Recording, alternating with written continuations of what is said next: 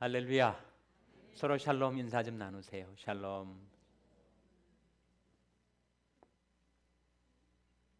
연말 연시에 바쁘실 터인데도 이렇게 하나님 말씀 배우러 잘 나오셨습니다. 오늘 하나님의 말씀은 누가복음 16장을 먼저 펼쳐보시기 바랍니다. 누가복음 16장.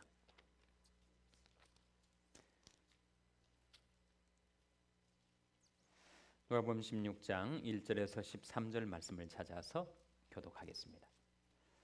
누가복음 16장 1절에서 13절의 말씀을 교독하시겠습니다. 누가복음 16장 1절에서 13절의 말씀입니다. 또한 제자들에게 이르시되 어떤 부자에게 청지기가 있는데 그가 주인의 소유를 허비한다는 말이 그 주인에게 들린지라. 주인이 저를 불러 가로되 내가 내게 대하여 들은 이 말이 어찌미뇨. 내 보던 일을 셈하라. 청지기 신문을 계속하지 못하리라 하니 청지기가 속으로 이르되 주인이 내 직분을 빼앗으니 내가 무엇을 할꼬. 땅을 파자니 힘이 없고 빌어먹자니 부끄럽구나. 내가 할 일을 알아도다. 이렇게 하면 직분을 빼앗겠느에 저희가 나를 자기 집으로 영접하리라 하고 주인에게 빚진 자를 낱낱이 불러다가 먼저 온 자에게 이르되 내가 내 주인에게 얼마나 졌느뇨. 말하되 기름 100마리입니다. 가로되 여기 내 증서를 가지고 빨리 앉아 50이라 쓰라 하고 또 다른 이에게 이르되 너는 얼마나 졌느뇨. 가로되 밀 100석이니이다. 이르되 여기 내 증서를 가지고 80이라 쓰라 하였는지라. 주인이 이 옳지 않은 청지기가 이를 지혜 있게 하였으므로 칭찬하였으니 이 세대의 아들들이 자기 시대에 있어서는 빛이 아들들보다 더 지혜로움이니라. 내가 너에게 말하노니 불이 제물로 친구를 사기라. 그러면 없어질 때 저희가 영원한 처소로 너희를 영접하리라. 지극히 작은 것에 충성된 자는 큰 것에도 충성되고 지극히 작은 것에 불의한 자는 큰 것에도 불의하니라. 너희가 만일 불의한 제물에 충성치 아니하면 누가 참된 것으로 너에게 맡기겠느냐. 너희가 만일 남의 것에 충성치 아니하면 누가 너희 것을 너에게 주겠느냐. 다 같이 읽으시겠습니다. 지파인이 두 주인을 섬길 수 없나니 혹 이를 미워하고 저를 사랑하거나 혹 이를 중히 여기고 저를 경히 여길 것임이니라. 너희가 하나님과 제물을 겸하여 섬길 수 없느니라. 아멘. 오늘 우리가 같이 읽은 누가복음 16장 말씀은 예수님이 비유 가운데서도 이 아이가 어려운 비유, 난제에 해당되는 말씀입니다. 한 주인에게 청지기가 있었는데 청지기가 너무 슈루드하게 약삭빠르게 자기 입속만 챙기고 전혀 주인에게 도움이 안 되는 거예요. 그래서 주인이 이 청지기 행태를 유심히 관찰해보고 이 사람을 파이어 시켜야 되겠다 생각을 했는데 청지기가 그걸 알아차린 거예요. 그래서 파이어 당하기 전에 주인한테 빚진 사람들 불러다가 선심을 자기가 쓰는 거예요. 주인한테 100말, 밀 100말을 빚졌다면 당신 여기 한 50말만 빚진 것으로 기록에 남기라고. 50말은 그 빚진 사람이 챙기는 겁니다. 또 기름 100 단위가 뭐죠? 기름도 100말 이렇게 나오죠. 기름 100말을 빚진 사람한테 나와가지고 여기다가 80이라고 쓰라. 그러니까 주인이 소유를 축을 내는 거예요. 그러니까 주인한테 빚진 사람들한테 자기가 주인 몰래 이권을 챙겨 넘겨주고 그리고 주인이 재산에다가 피해를 입힌 겁니다. 왜 이렇게 사람이 행하고 있는가? 파이어 당한 다음에 그 사람들이 자기 실직한 자기를 좀 돌봐주지 않겠는가? 내가 땅을 파자니 힘이 없고 빌어먹자니 부끄럽구나. 그래가지고 이 주인이 이 청지기가 그렇게 주인이 재산에 축을 내면서 주인에게 빚진 사람들한테 그렇게 이권을 넘겨준 겁니다. 아주 잘못된 거 아니에요? 아주 악한 청지기죠. 부도덕한 그런 매니저입니다. 이 비유의 어려움은 그런데 주인이 이 청지기를 칭찬을 한단 말이에요. 칭찬하는 대목이 8절에 나타납니다. 8절 말씀 같이 읽겠습니다. 시작. 주인이 이 옳지 않은 청지기가 이를 지혜 있게 하였으므로 칭찬하였으니 이 세대의 아들들이 자기 시대에 있어서는 빛의 아들들보다 더 지혜로움이니라. 그러니까 주인이 이 옳지 않은 청지기가 행한 일을 칭찬하였단 말입니다. 그것이 바로 이 말씀을 이해하는데 우리에게 어려움을 제기하는 대목이죠.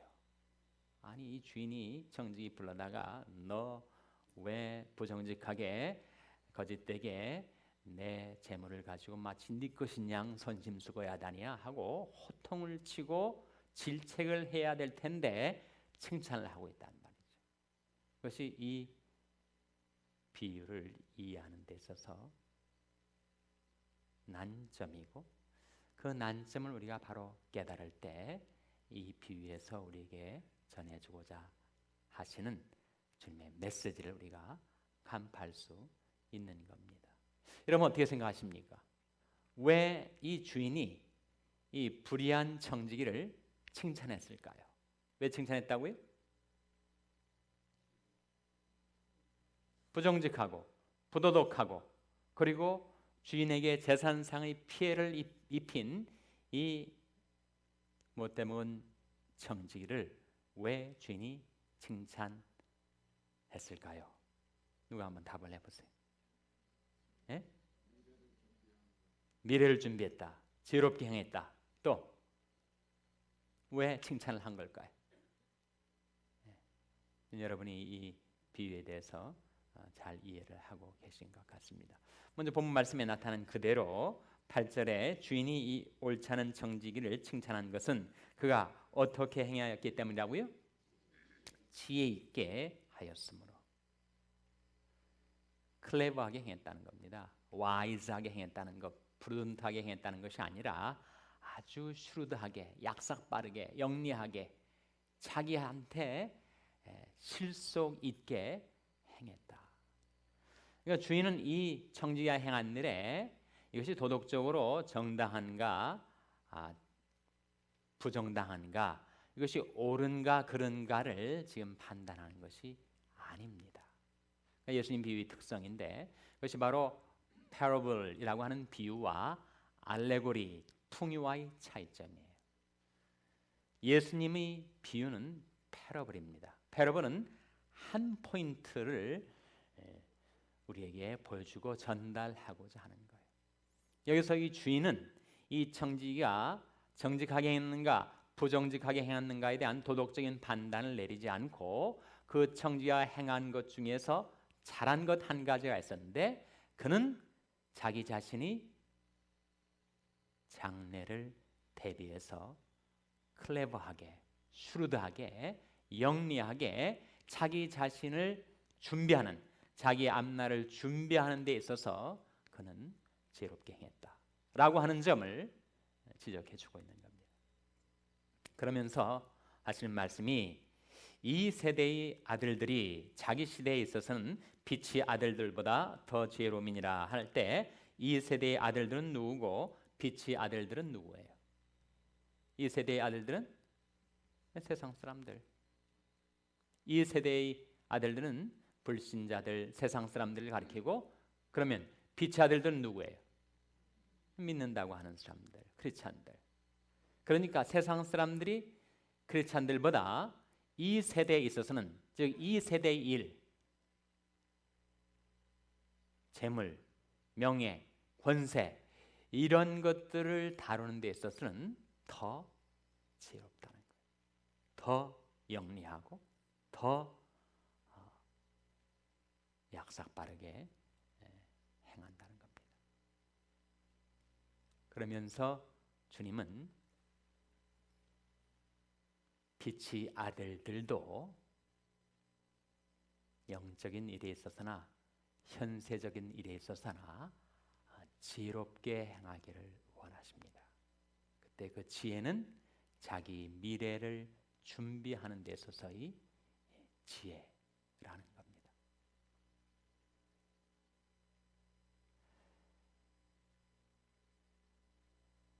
그 미래는 좀 더 수익성이 많은 사업을 잘 발견을 해서 거기에 투자하라 하는 정도의 의미만 있는 것이 아니고, 이 세상에서의 우리들의 삶의 목적은 영원을 준비하기 위해서 존재하는 것이다 하는 거죠. 제가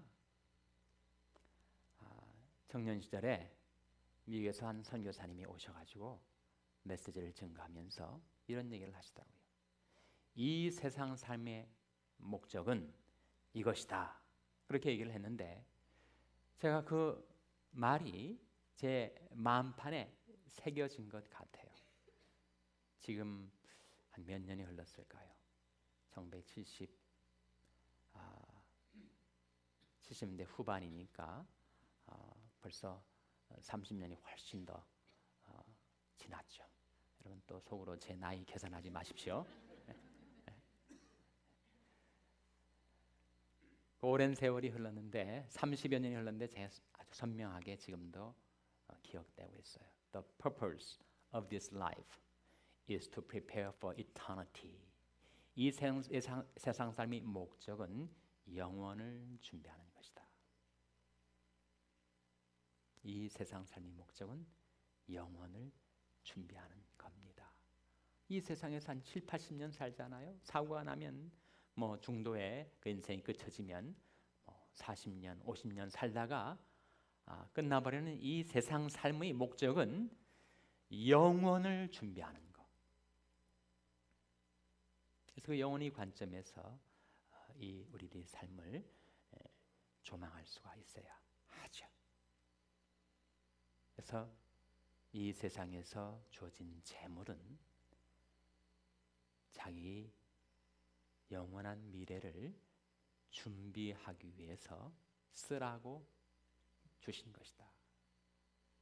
그러니까 하나님은 우리와의 관계에서 하나님은 오너시고 우리는 뭐가 되는 겁니까? 우리 신분, 우리는 매니저죠, 매니저. 소유권은 하나님께 있습니다.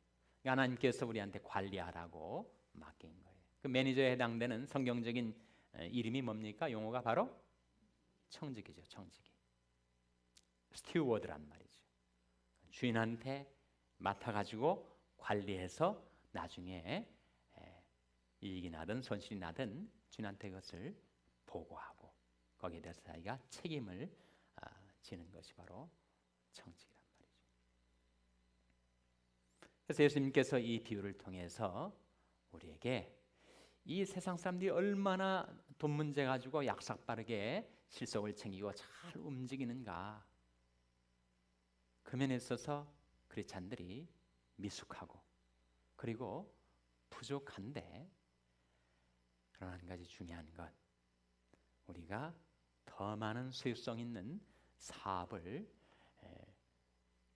성공적으로 경영하기 위해서 좋은 곳에, 목 좋은 곳에, 로케이션 좋은 곳에 잘 투자를 하는 그런 준비를 넘어서서 이 세상 삶의 목적은 자신의 영원한 미래를 준비하기 위해서 주어진 것이란 말입니다. 생명도 시간도 재물도 다 그것을 위해서 우리에게 하나님께서 임시적으로 temporary, 일시적으로 우리한테 맡겨주신 거란 말입니다. 여러분, 재물이 영구히 우리에게 속한 거 아니지 않습니까? 사실은 우리 심장도 내 거 아니에요. 내가 만든 것도 아니고, 그리고 내가 건강하게 내가 잘 관리할 수 있는 것도 아니고, 이 심장도 하나님이 만들어 주신 거죠. 하나님의 소유입니다. 하나님의 것을 우리가 잘 관리해서 건강을 유지하는 것이 우리의 책임이죠. 머리통 말이죠. 이것도 내가 이렇게 들고 다니지만 내 것이 아닙니다. 내가 만든 것도 아니고 또 문제가 생겼을 때 내가 고칠 수 있는 것도 아니란 말이죠. 하나님이 만들어 주신 것이고 문제가 생기면 고쳐달라고 참 의사 되시는 주님 앞에 나와서 우리가 기도하고 그리고 건강을 회복하게 되는 겁니다. 그러니까 내 것이라고 할 수 있는 것이 심장도 머리도 아니라면 무엇이 내 것이겠습니까, 여러분? 재물이 내 것입니까? 그것은 하나님의 것인데 우리한테 잘 관리하라고 맡겨주신 위탁물입니다. 그리고 우리는 매니저들이죠. 그러면서 우리가 오늘 그리스도인의 경제 생활에 대해서 함께 공부를 하고 있는데 우리가 이 세상에서 어떻게 하면 그리스도인으로서의 경제 생활을 잘 할 수 있는가 세 가지 지침을 우리에게 주십니다. 예수님께서 이제 하시는 말씀이에요. 자, 9절 말씀 같이 읽겠습니다. 9절 말씀. 내가 너에게 말하노니 불의 제물로 친구를 사귀라. 그러면 없어질 때 저희가 영원한 처소로 너희를 영접하리라. 그러니까 재물 가지고 친구를 잘 사귀라는 거예요. 특별히 어떤 친구를 말합니까? 믿는 친구들, 크리스찬 친구들. 잘 사귀면 그 재물을 가지고 그렇게 영원에 속한 사람들과 잘 사귀면 재물이 없어질 때가 반드시 우리에게 다가오는데 그 재물이 없어질 때 저희가 영원한 처소로 너희를 영접할 거다. 이 세상 삶의 목적은 우리 영혼을 준비하기 위한 것입니다. 그것을 전제하고 자, 세 가지 물질 사항에 관해서 10절, 11절, 12절에 말씀해 주고 있죠. 10절 말씀 같이 읽겠습니다. 시작. 지극히 작은 것에 충성된 자는 큰 것에도 충성되고 지극히 작은 것에 불의한 자는 큰 것에도 불의하니라. 작은 것에 충성해야 큰 것 맡겨주신다. 우리는 처음부터 큰 것을 원하죠. 그러나 모든 것은 성장하게 되어 있습니다. 자라가게 되어 있다는 거예요. 그래서 비즈니스도 처음부터 큰 비즈니스를 내가 맡으면 보란듯이 내가 성공적으로 사업을 경영해내고 말리라. 그렇게 생각하지만 그렇게 되지 않는다는 거예요. 작은 비즈니스를 잘 경영을 하면 그 사람은 큰 비즈니스도 잘 경영할 수 있지만 작은 비즈니스라고 소리하고 무시하고 엉망진창으로 만들어 놓은 사람이 어떻게 그 큰 비즈니스를 성공적으로 경영할 수 있겠는가? 첫 번째 원리, 작은 것에 충성해야 큰 것도 감당할 수 있다. 첫 번째 원리. 두 번째 원리는 11절에 나타나 있습니다. 11절 말씀 같이 읽습니다. 시작. 너희가 만일 불의한 재물에 충성치 아니하면 누가 참된 것으로 너에게 맡기겠느냐. 돈 문제라고 현세적이고 물질적인 것은 나는 전혀 하찮지 않게 전혀 가치 없는 것으로 여긴다라고 해서 물질 문제에 대해서 소리하고 그리고 충성스럽게 행치 못하면 아니 그 물질도 잘 감당치 못하는 사람이 어떻게 참된 것, 영혼에 속한 것, 사람의 영혼에 관계된 것, 영생의 중대한 일들을 어떻게 감당할 수 있겠는가? 현세적인 것 잘 감당하는 사람이 영적인 것도 잘 감당하고 물질을 충성스럽게 잘 매니지할 수 있는 사람이 영혼에 속한 것들도 잘 관리할 수 있다. 두 번째 원리. 자, 세 번째 원리는 12절에 나타납니다. 같이 읽겠습니다. 시작. 너희가 만일 남의 것에 충성치 아니하면 누가 너희 것을 너에게 주겠느냐. 남이 종업원으로 있을 때 그 주인 비즈니스를 자기 비즈니스처럼 생각해가지고 충성스럽게 감당하는 사람이 정말 나중에 자기 비즈니스를 자기가 경영할 수 있게 되지. 이거 뭐 내 것도 아닌데 하고 그것을 소리하고 경홀히하고 그리고 그르치면 결국 그 사람은 자기 비즈니스를 경영하지 못하고 만나는 거죠. 자, 세 가지 원리. 작은 것에 충성하면 큰 것에도 충성할 수 있다. 두 번째 원리. 재물에 충성하면 무엇에도 충성할 수 있다고요?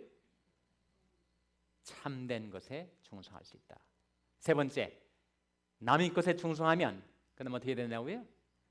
나중에 자기 것에도 충성할 수 있다.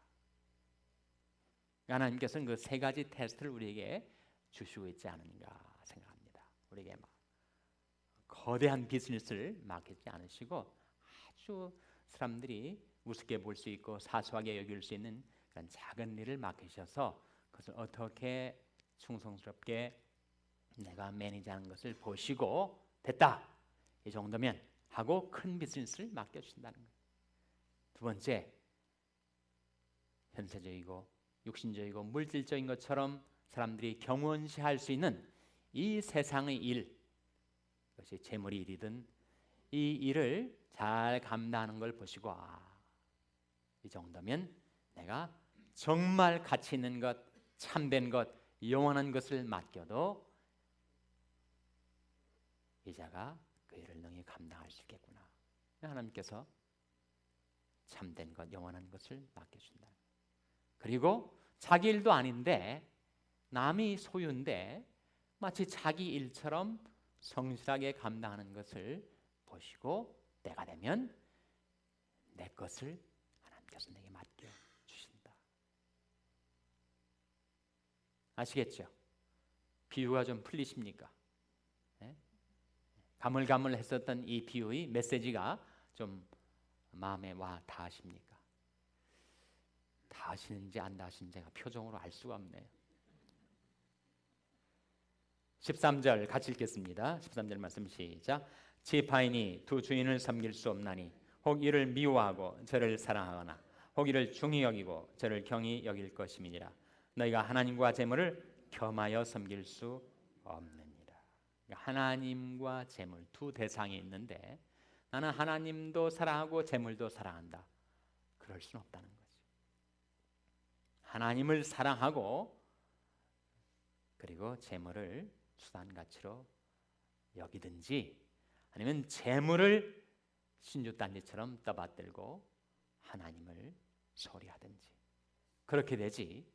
우리 마음이 용량이 한정이 돼 있어 가지고 하나님도 품고 재물도 품고 그렇게는 안 된다. 하나님의 영광을 위해서 재물을 수단 가치로 도구로 여길 수 있는 사람이 결국은 신앙생활도 잘하고 비즈니스도 성공적으로 할 수가 있다 하는 겁니다. 자, 누가복음 16장 우리가 살펴봤는데 혹시 질문 있으면 해주시기 바랍니다. 질문. 네. 질문이 없으시다는 것은 둘 중에 하나라고 했죠. 네. 이 말씀을 확실하게 깨달았기 때문에 더 이상 질문이 없는 경우가 있고 또 한 가지는 어떤 경우에 뭘 질문해야 될지 몰라가지고 질문할 게 없는 경우가 있습니다. 전자입니까? 네, 전자인 줄로 믿고 넘어가겠습니다. 존 웨슬리 감리교 창시자죠. 장로교 창시자는 누구예요? 존 켈빈, 요한 깔뱅이라고 합니다. 깔뱅, 프랑스 발음으로 켈빈을 깔뱅이라고 하는데 침례교 창시자는 누구예요? 침례교는 침침해가지고 창시자가 누군지, 감리교도 감감한데 그래도 창시자가 나오는데 장로교는 어떻다고요? 짱짱하답니다. 장로교.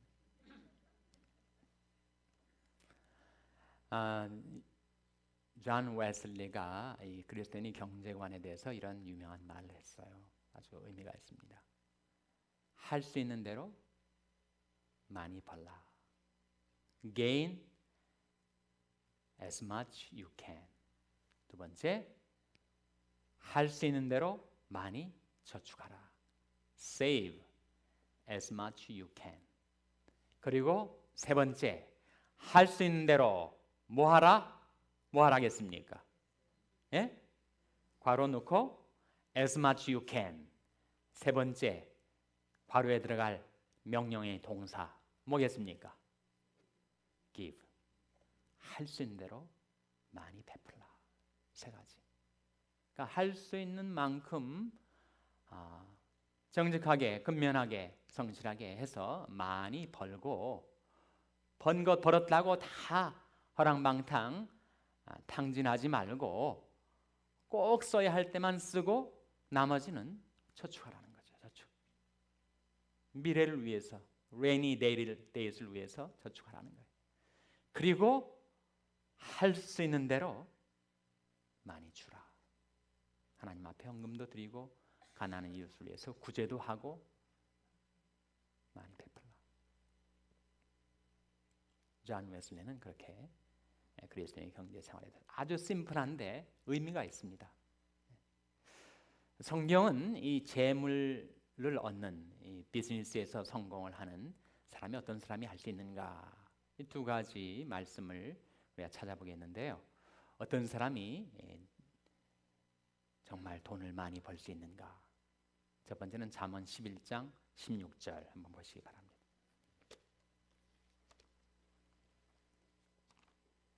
잠언 11장 16절 말씀 찾아서 같이 읽겠습니다.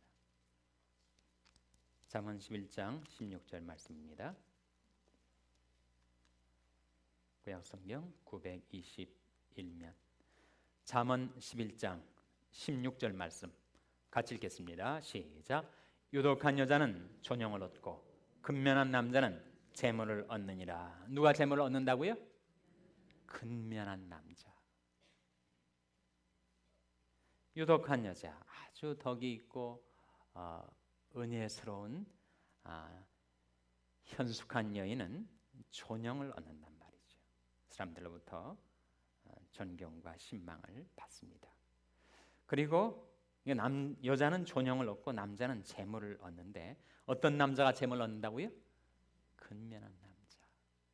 일근 천하 무난, 그런 말이 있습니다. 사람이 한번 근면하면 천하에 어려운 게 없다. 정말 근면은 파워풀한 겁니다. 근데 이 근면한 남자는 재물을 얻느니라, 이 근면이라는 표현에 제가 영어 여러 버전들을 한번 찾아봤어요. 최근에 나온 아주 좋은 버전 중에 NRSV 버전, New Revised Standard 버전에는 이 근면한에 해당되는 것을 뭐라고 번역했을 것 같습니까, 여러분? aggressive 이렇게 번역을 하더라고요. 아주 aggressive한 사람이 사회에서 성공을 하더라 하는 거예요. 너무 소심하고, 그리고 나약하고, 그리고 대담하지 못하면 사회에서 성공하기가 어려운데, 아주 어그레시브한 사람들이, 저돌적이고 그리고 대담하고 심지어 공격적인 그렇게 사업을 경영하는 사람들이, 물론 리스크도 많이 따르겠지만 그 사람들이 사업에서 성공을 하더라. 그런데 어떤 버전은 말이죠, 이 근면한에 해당되는 말을 violent라고 번역을 하더라고요. violent한 사람, 과격한 사람, 폭력적일 정도로 거친 사람이 재물을 얻더라. 도널드 트럼프 같은 사람을 두고 말하는 건지, 여러분 가운데 재물이 좀 딸리는 사람들, 나는 내가 바이올런트하지 않기 때문에, 이렇게 아주 온순하기 때문에 내가 재물을 많이 못 얻는 거구나, 그렇게 위로 자위하시기 바랍니다.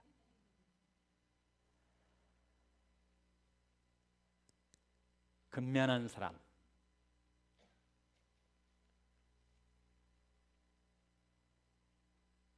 그리고 어그레시브한 사람, 또 한 가지 번역에 따르면 strong이라는 번역을 쓰는데, 강한 사람, 너무 약하고 사소한 어려움에 걸려 넘어지고 뒤로 물러가고 그런 사람은 비즈니스에서 성공하기가 좀 어렵지 않겠는가. 근면한 사람, 어그레시브한 사람, 스트롱한 사람, 이 사람들이 재물을 얻는다. 그래서 인간적인 면에서 바라본 재물 얻는 방법입니다. 두 번째 말씀은 잠언 28장 20절 찾아보시기 바랍니다. 잠언 28장 20절.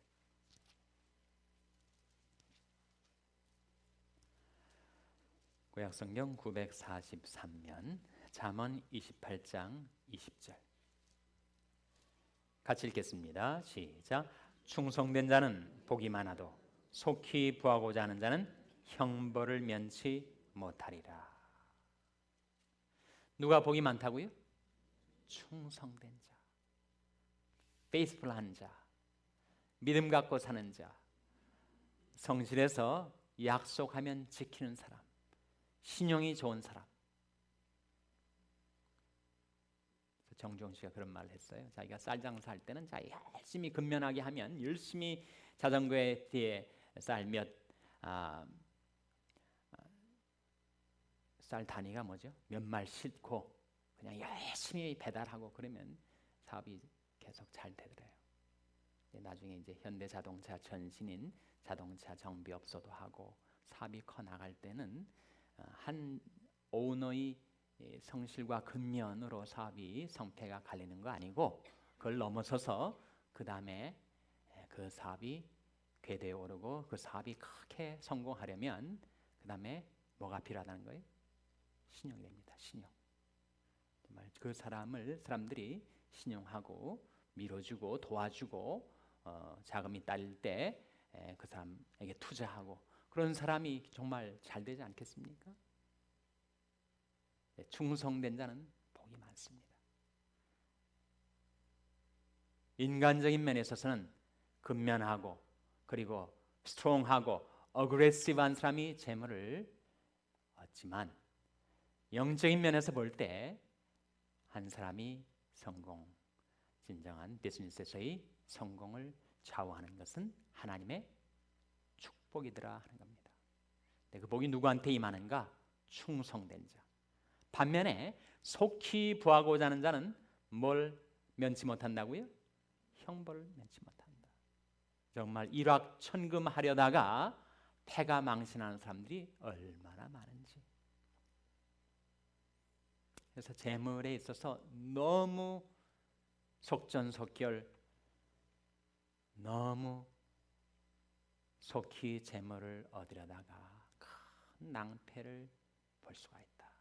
반면에 하나님을 바라고 하나님의 인자하심을 바라고 하나님의 축복을 바라고 하나님의 블레싱을 받아서 그 사업을 충성스럽게 감당하는 사람이 꼭 성공한다.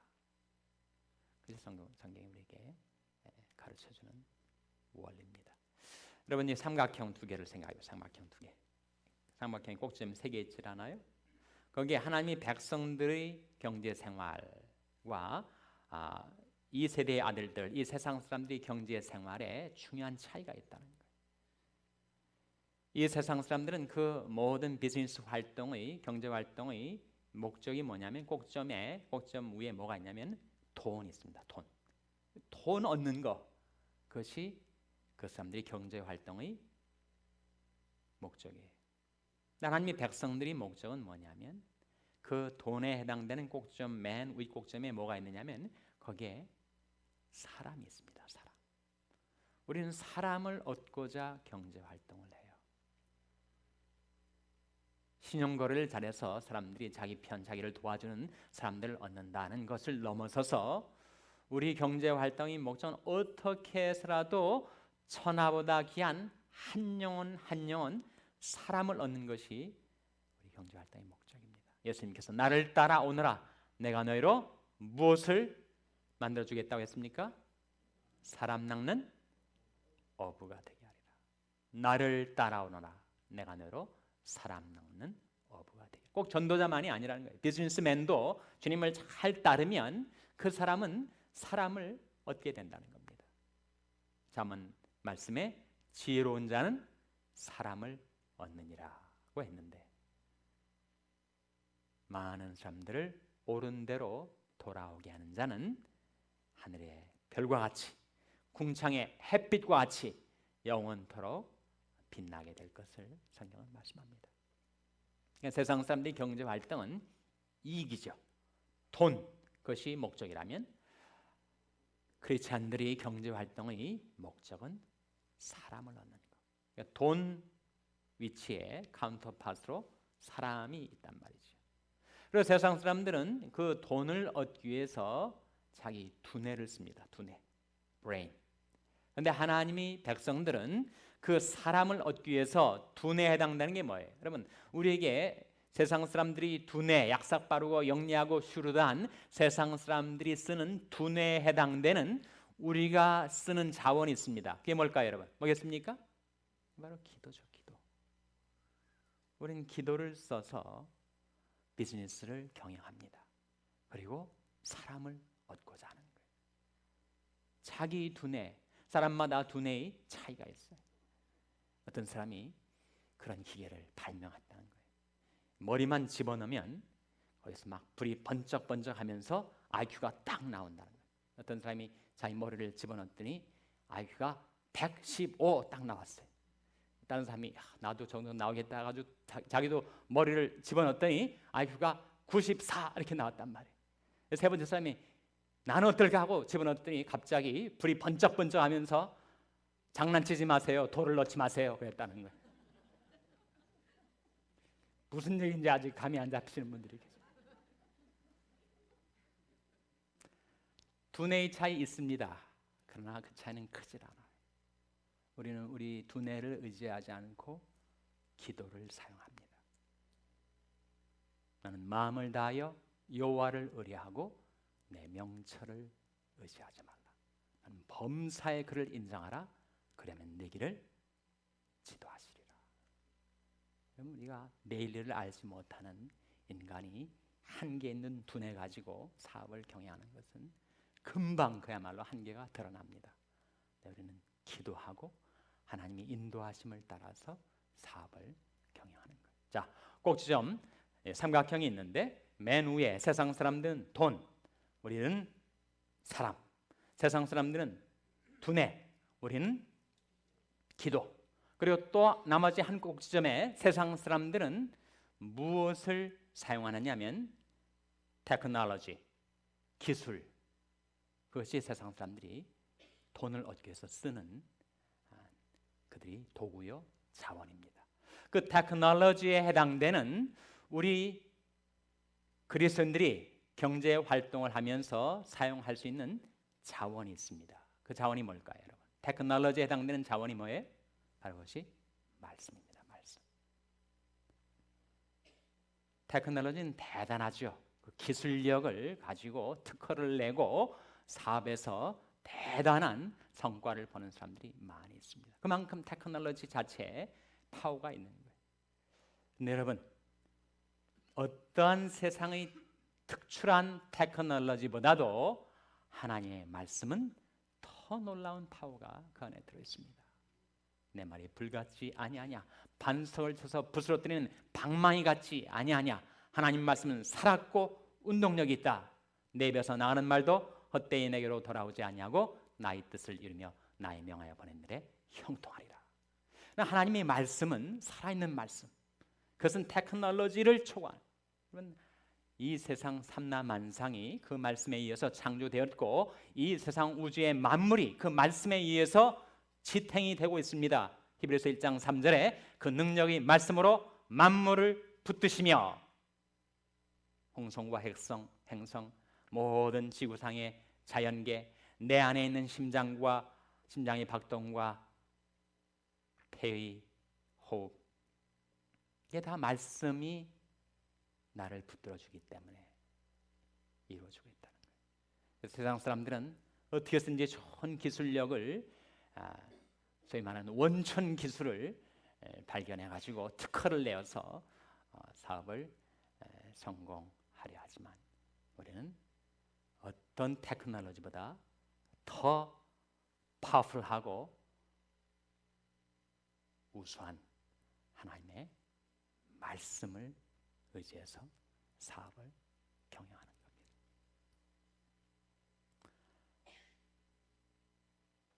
우리가 비즈니스를 할 때 그 비즈니스는 우리 생업이지요. 생업, 산업입니다. 그런데 우리 비즈니스의 이상은 뭐냐 하면 그것이 나의 생업, 나와 내 자식들 생계를 유지하기 위해서 그치는 것이 아니라 이것이 바로 사람을 얻고 그리고 이 세상 나라를 하나님의 나라로 바꾸는 그 일을 하기 위해서 내가 하는 비즈니스가 주의 기업이 되는 것, 그것이 우리의 목표입니다. 사도행전 26장 18절 한번 찾아보시기 바랍니다. 사도행전 26장 18절 그 말씀해 보시면 하나님께서 우리를 구원하시는 뜻이 우리에게 두 가지를 주기 위함이라고 했습니다. 사도행전 26장 18절 신약성경 233면 그 두 가지가 뭔지를 한번 발견해 보시기 바랍니다. 왜 예수님께서 우리에게 오셔서 우리를 어둠에서 빛으로 옮겨 놓으셨는가, 사단의 권세에서 하나님께로 돌아가게 하셨는가, 우리에게 두 가지를 주기 위함이라고 말씀하고 있습니다. 사도행전 26장 18절 같이 읽겠습니다. 시작. 그 눈을 뜨게 하여 어둠에서 빛으로 사단의 권세에서 하나님께로 돌아가게 하고 죄사함과 나를 믿어 거룩히 된 무리 가운데서 기업을 얻게 하리라 하더이다. 그 두 가지가 뭐예요? 하나는 죄사함, 또 다른 하나는 뭐예요? 기업. 발견하셨습니까? 우리를 구원하신 목적은, 우리를 구원하신 뜻은 두 가지를 우리에게 주시기 위함인데 하나는 죄사함, 다른 하나는 나를 믿어 거룩히 된 무리 가운데 기업을 얻게 하리라. 그 기업을 우리가 얻어야겠죠. 그 기업은 천국에 하나님께서 우리를 위하여 예배해 놓으신 영원한 기업인데 그 기업이 워낙 크다 보니까 그 천국에서부터 우리가 살고 있는 이 현세, 이 세상까지 그 기업이 뻗어 와 있다는 거예요.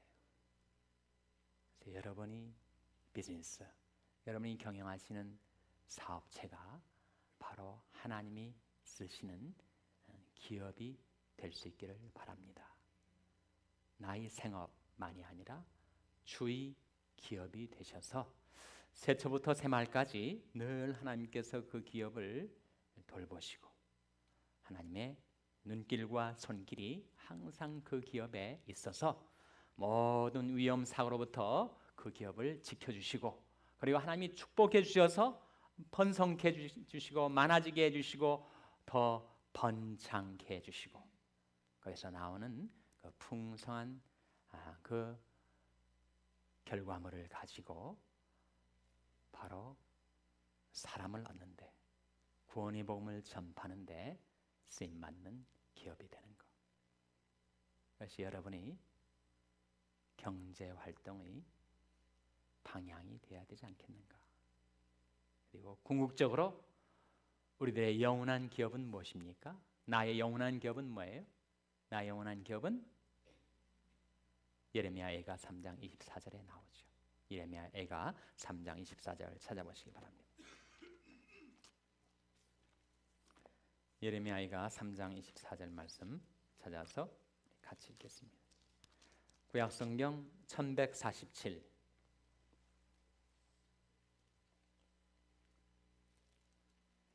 구약성경 1147면 예레미야애가 3장 24절 찾으셨습니까?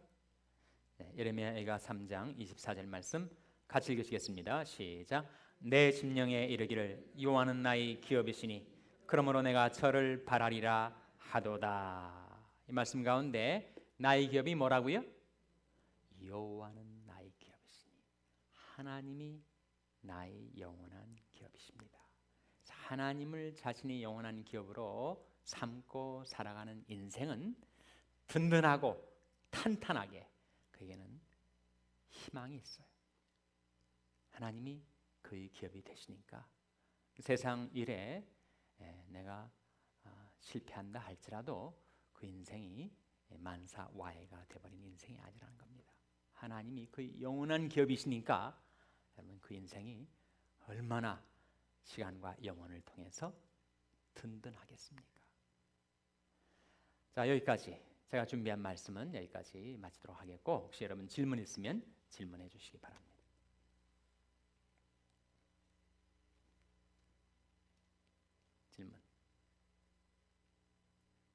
질문이 없는 데는 두 가지 이유가 있다 그랬습니다. 다 확실하게 전달이 되셨죠? 이해가 되셨기 때문에 질문이 없으신 거죠? 네, 그렇게 믿고 오늘 성경 공부 여기까지 마치도록 하겠습니다. 다 같이 기도하시겠습니다. 아버지 하나님 감사합니다. 오늘도 말씀을 통하여 저희 그리스도인들이 경제 생활에 대해서 저희들에게 깨달음을 얻게 해주신 것 감사를 드립니다. 하나님이 저들이 영원한 기업이 되어 주시옵소서. 제 삶과 더불어 저들에게 기업을 얻게 하여 주시옵소서. 하나님이 축복해 주시는 기업을 경영하며 살게 하시고, 이것이 저희 것이 아니요 하나님의 것이오니 그 모든 경영을 하나님께 맡기고 하나님의 도우심과 인도하심을 따라 사업을 경영할 때 하나님의 백성들에게 맡겨주신 그 사업을 주의 기업으로 삼아 축복해 주시고 사용하여 주시옵소서. 모든 것 감사드리며 예수님의 이름으로 기도하옵나이다. 아멘.